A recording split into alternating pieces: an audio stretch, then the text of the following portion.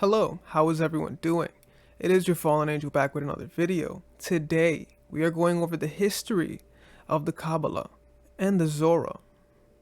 So before we get started, guys, feel free to check us out on Patreon, Rumble, Twitter, Instagram, things of that nature. Also like and subscribe.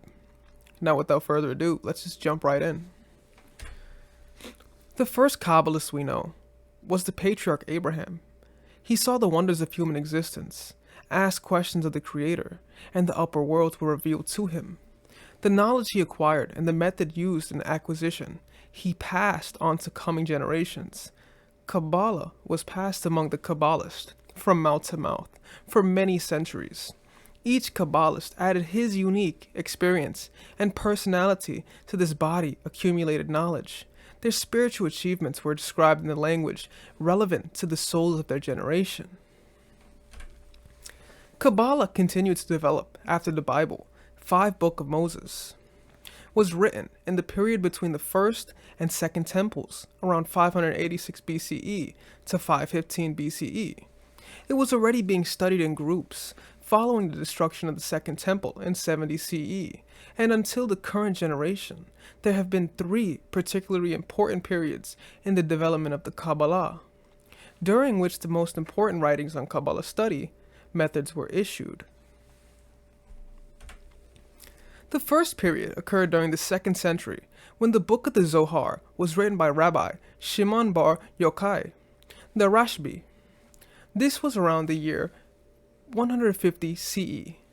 Rabbi Shimon was a pupil of the famous Rabbi Akiva, around 14 CE to 135 CE. Rabbi Akiva and several of his disciples were tortured and killed by the Romans, who felt threatened by his teaching of the Kabbalah.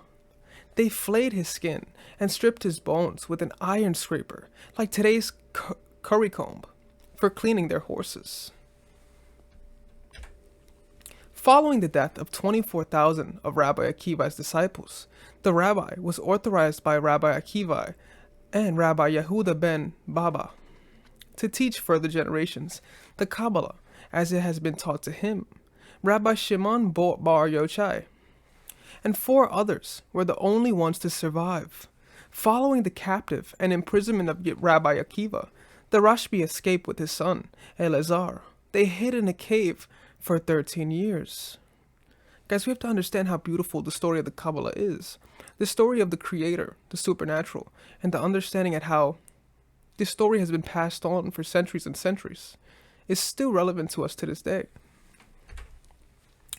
They emerged from the cave with the Zohar and with a crystallized method for studying Kabbalah and achieved spirituality. The Rashbi reached the 125 levels man can achieve during his life in this world. Additionally, we can also correlate this or put a slash mark, 144 chakras in the Hindu mysticism. The Zohar tells us that he and his son reached the level and called Eliyahu, the prophet, or Elijah, meaning that the prophet himself came to teach them. The Zohar is written in a unique form.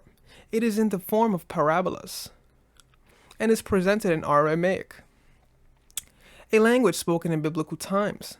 The Zohar tells us that Aramaic is the reverse side of Hebrew, the hidden side of Hebrew.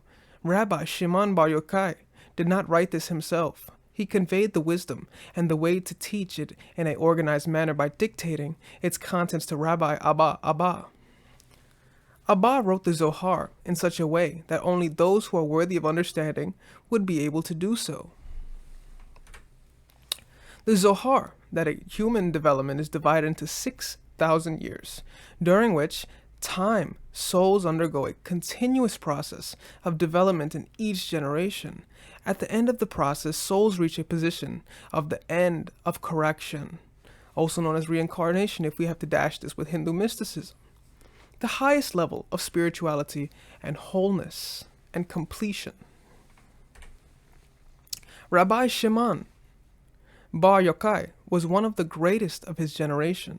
He wrote and interpreted many Kabbalistic subjects that were published and all well known to this day. On the other hand, the book of the Zohar disappeared after it was written. According to the legend, Zohar's writings were kept hidden in a cave in the vicinity of Safad in Israel.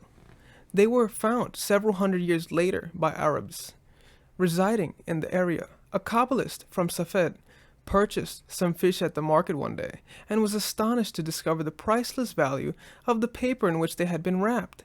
He immediately set about purchasing the remaining pieces of paper from the Arabs and collected them into a book.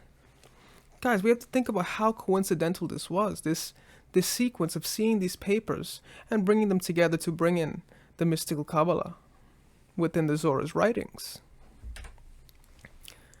Some may think that this is coincidence, but is it fate? Is it destiny? Is it the supernatural working within this cosmos? That is what needs to be understood.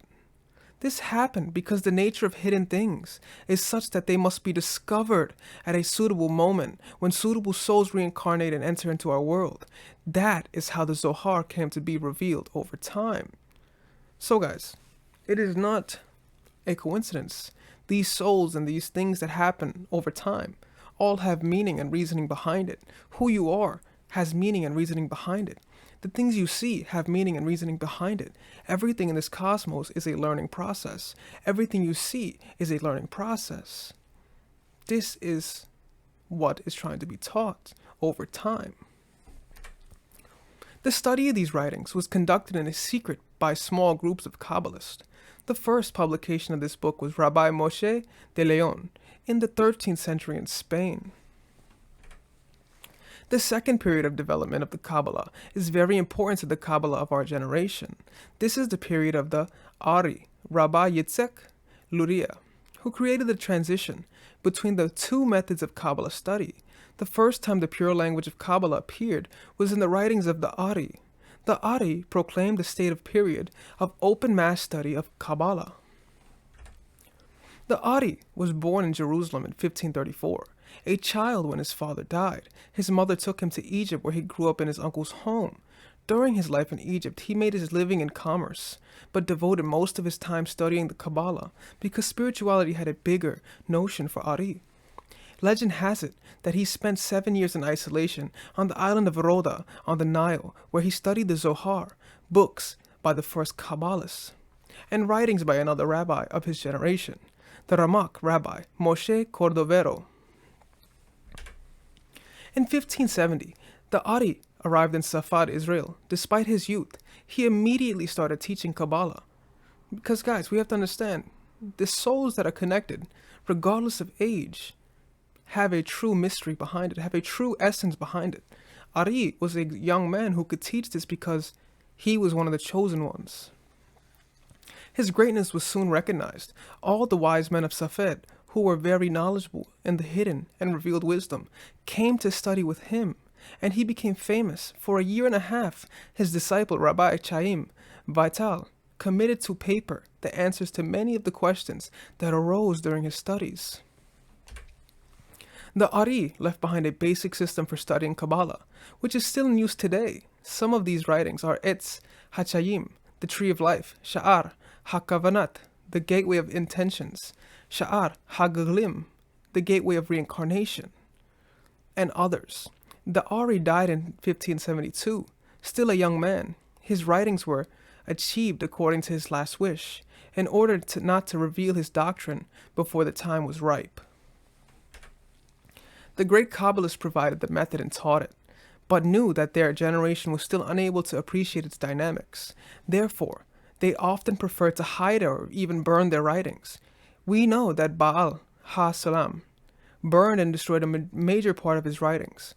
There is a special significance in the fact that the knowledge was committed to paper and later destroyed. Whatever is revealed in the material world affects the future and revealed easier the second time. So there was a reason why they were doing this, guys. There was a reason why they had to do this by word of mouth. There was a reason why they had to put it on paper and later destroy it, because there was a massive significance in the human soul. They had to allow these individuals to figure these things out by themselves as well.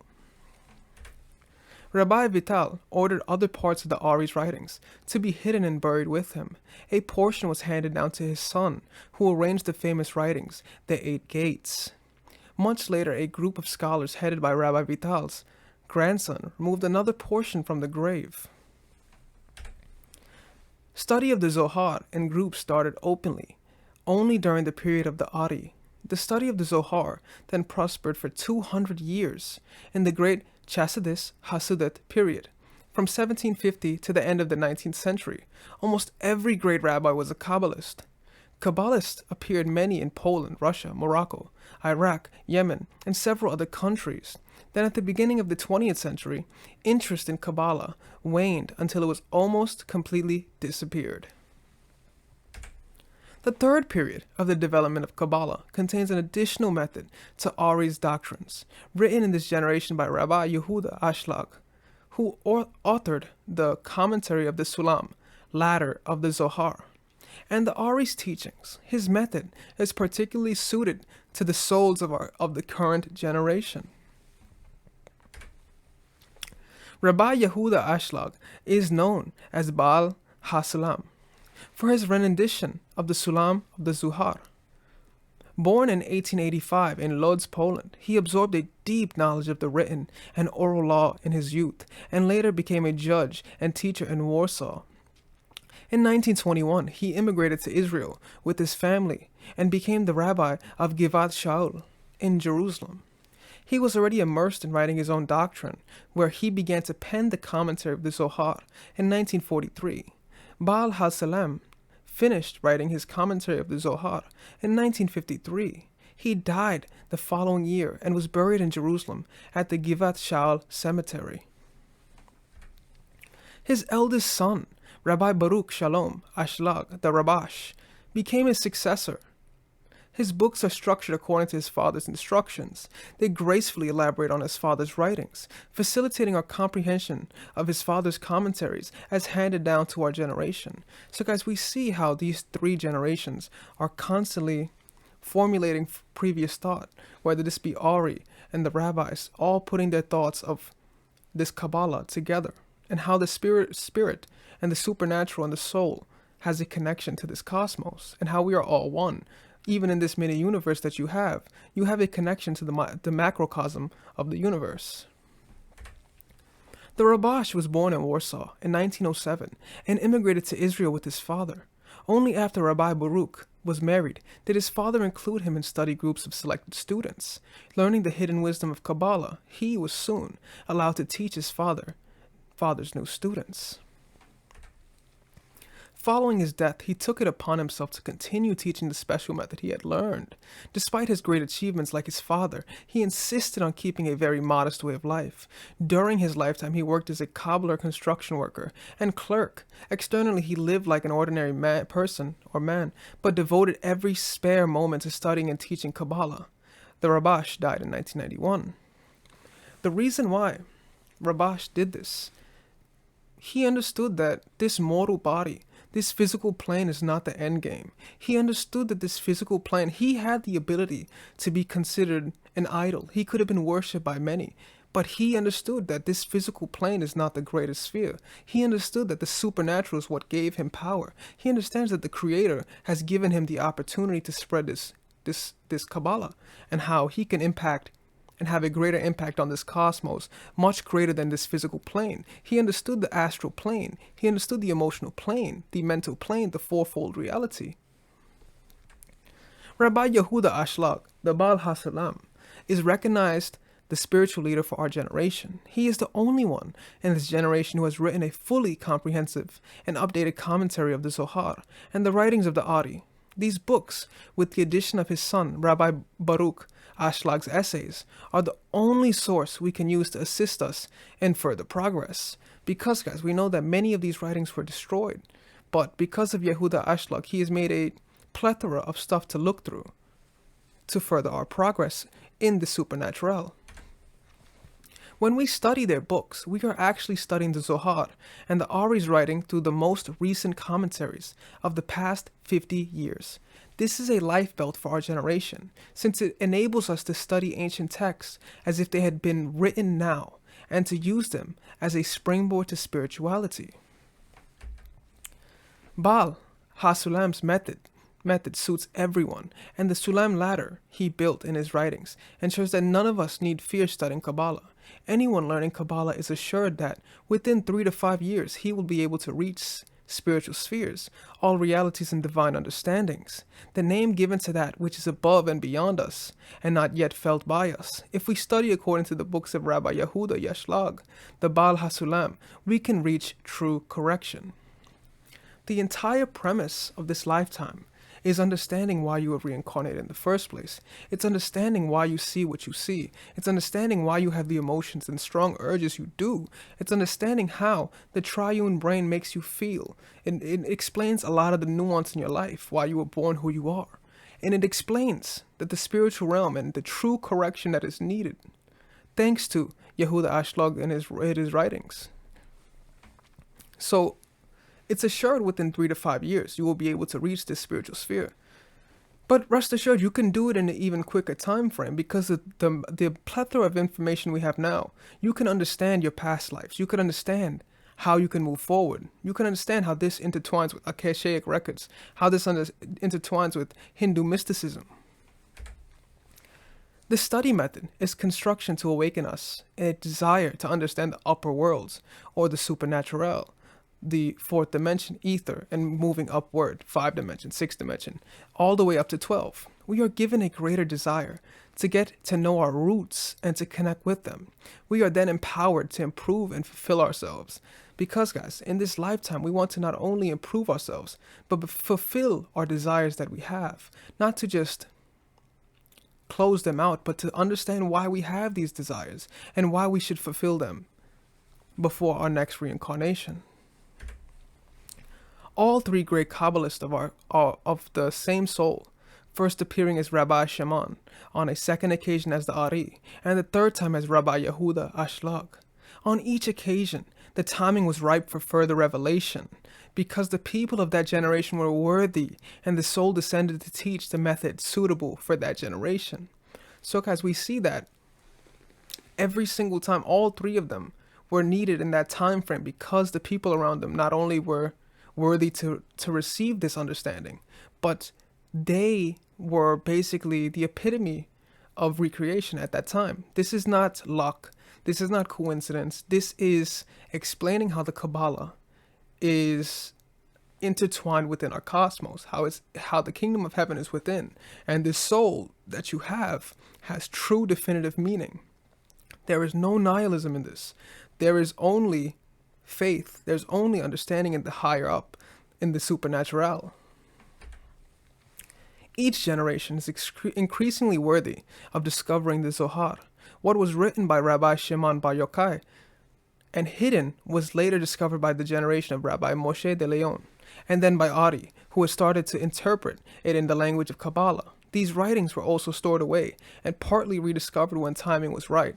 Guys, the timing was always right.